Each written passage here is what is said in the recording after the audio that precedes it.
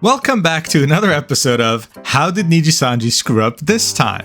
Well, ever since February of this year, they've only been screwing up over and over, and it's been hilarious to watch. After their disastrous termination of Son Tatsuki and all the events that followed, the stock price isn't really doing too well. This is definitely not negligible. And after that, it was just shooting themselves in the foot repeatedly. Like how initially they forced their own VTubers to address the situation on their behalf in one of the worst ways possible, and then had the CEO do one of the worst half-assed apologies I've ever seen in my life. All these things have been hilarious to watch, alright? This is a train wreck on fire, and it's very hard to look away. But recently, they did something that wasn't necessarily funny. I'd say it was more along the lines of dangerous. And that's what I want to talk about today. So let's check it out together.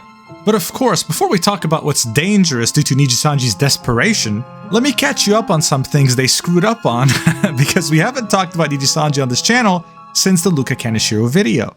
So, if you've been keeping up with this train wreck, you'd know that the majority of controversy has been coming from Nijisanji's English branch, with their Japanese one being relatively untouched. And the logic here was that this was their golden child, right? Their HQ's in Japan, they're listed on the Japanese stock market, Japan is what made them. They can't screw up there.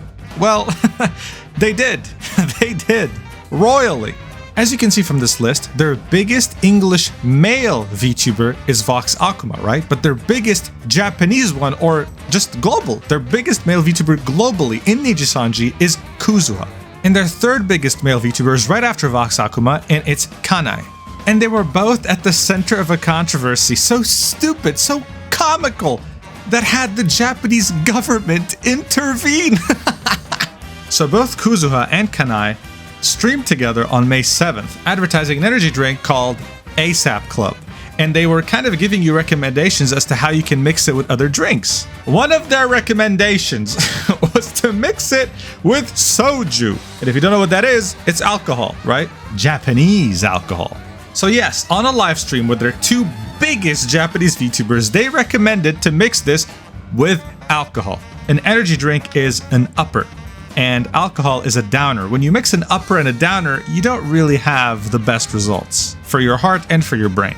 Now, you might be watching this video thinking to yourself, I've already done it before, why is this such a big deal? Well, if you look at the image they were showing, it shows a 1-to-1 ratio, right? Like usually you put a lot of Red Bull, some alcohol, and then drink it. Here they're telling you put as much Red Bull as you put alcohol, all right? That is not something you want to be recommending people, especially when there's teenagers watching. So as soon as the Japanese government caught wind of this, you have the Ministry of Agriculture, Forestry, and Fisheries in Japan that posted a reminder on Twitter regarding the dangers of mixing energy drinks with alcohol. And this is a direct response to the stream. Now, there was this rumor floating around that the Japanese government only responded because people were being hospitalized in direct consequence of the live stream, but there was no proof regarding this, right? And as much as I like to shit on Nijisanji, that's too bold a claim to provide with that evidence. And here's the wonderful tweet from the Japanese Ministry of Agriculture made one day after that live stream.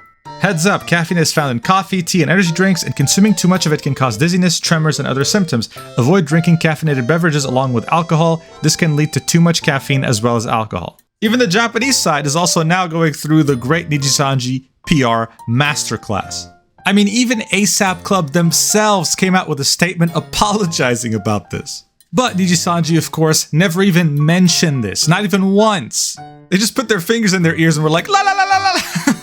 The silence was deafening. I swear, they're just the gift that keeps on giving. And speaking of gifts, recently a Nijisanji EN VTuber by the name of HAYWIRE had his live streaming privileges revoked by YouTube because they were too lewd. He made a video called Very Spicy, Clingy Boyfriend Begs for You to Stay Home, Whimpering and Whining.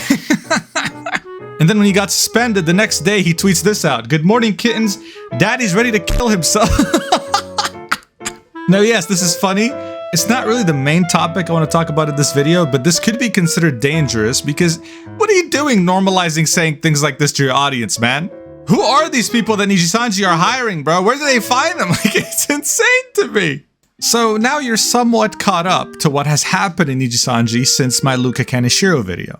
And on May 29th, two major things happened. The first is Nijisanji revealed that they're collaborating with the NBA. Dude, isn't that huge? That's crazy. Maybe they're not falling off. You know what? If I hold shares of Nijisanji and I see this, I think to myself, you know what? Maybe I should hold off on selling. The NBA? That's huge. Until you realize it's bullshit. It's bullshit. They made it seem as official as possible. Look, we have a VTuber for every team under the NBA. Wow, they match colors. Wow, this is a huge collaboration. But guys, this is a scam. It's not what you think it is. Let me explain. The collaboration itself is with the clothing brand called Rakuten, right? They are a massive Japanese technology conglomerate, right? They're often referred to as the Amazon of Japan, and they own the license. They own the license to the NBA. But it's not actually the NBA. It's nothing more than a collaboration when it comes to clothing, which is, of course, something Nijisanji would do. I mean, they're not here to just screw their fans, they're screwing their stockholders too. This isn't illegal by any means. This isn't fraud, right? Because technically, they are kind of dealing with the NBA license, but it's not the NBA directly that's dealing with them. This is especially embarrassing because their main competitor, Hololive, announced that they're doing a collab directly with the MLB, and more specifically with the Los Angeles Dodgers. So yeah, that should help the stock price. But on that same day, on the 29th of May, something way crazier happened, which is the main topic I'd like to discuss in this video with you. And it's in this tweet by RAZIEL. I was just served a cease and desist from Any Color Inc. in paper. I fully intend to comply with it as I have until now and will continue to into the future. That is all I will share on the matter. Thank you. So RAZIEL is the ex-mod of Luca Kaneshiro, who is their 7th biggest VTuber globally, and she had made this 50-page Google Doc, pretty much talking about her experience with him, how unstable and crazy he can be, and about their extremely, and I mean extremely dysfunctional relationship over the course of, I think, 4 years.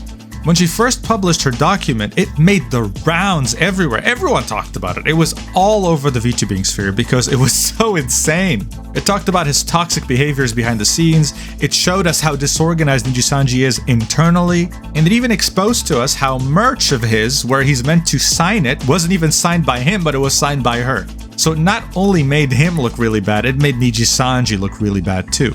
I spoke about this in depth in my video, and Fallside also had a full video made where he read word for word all 50 pages of this document, and it's still up.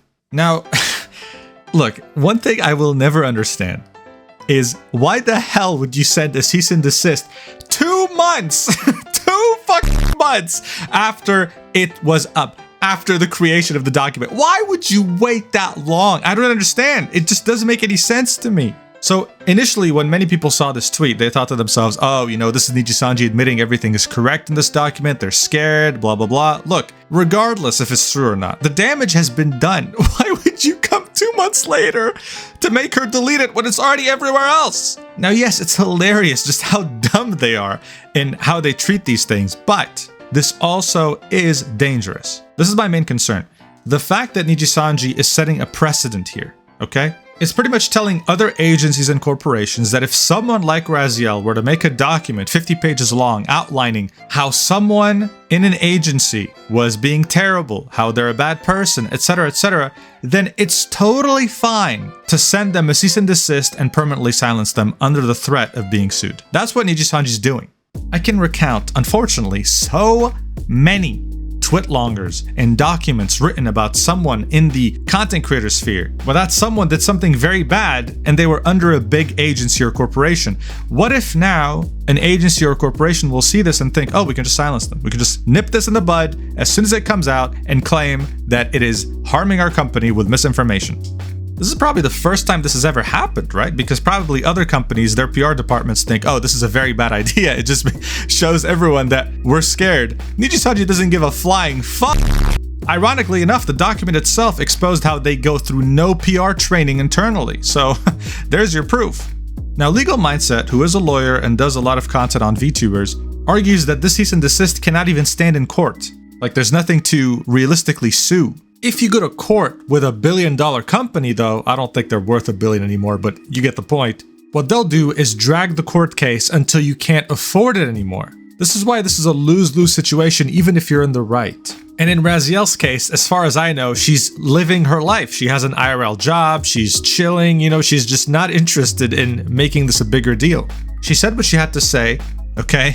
The thing's been up for 2 months. After initially being taken down by Lucas fans, by the way. They mass reported it. That was one attempt at silencing her. She re-uploaded it, and now she's being silenced by Nijisanji. She already did what she had to do.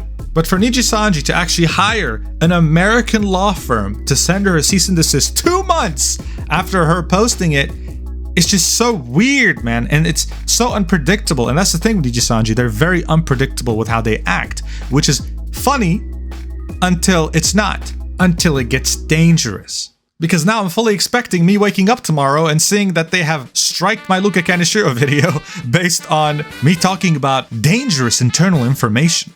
I mean, if the document bothers them so much, then what's stopping them from striking Falside, for example? Because he does have a video where he talks about the entire document. He already got striked by them 2 times in the past, almost losing his channel, by the way. I mean, look, Nijisanji is trying to become relevant again and to make everyone forget what they've been doing by introducing a new wave. But as long as they don't stop shooting themselves in the foot like, what, every 2 weeks at this point? Their reputation will never, ever improve. And while yes, every time they do something, it's funny, I feel like this is really crossing the line.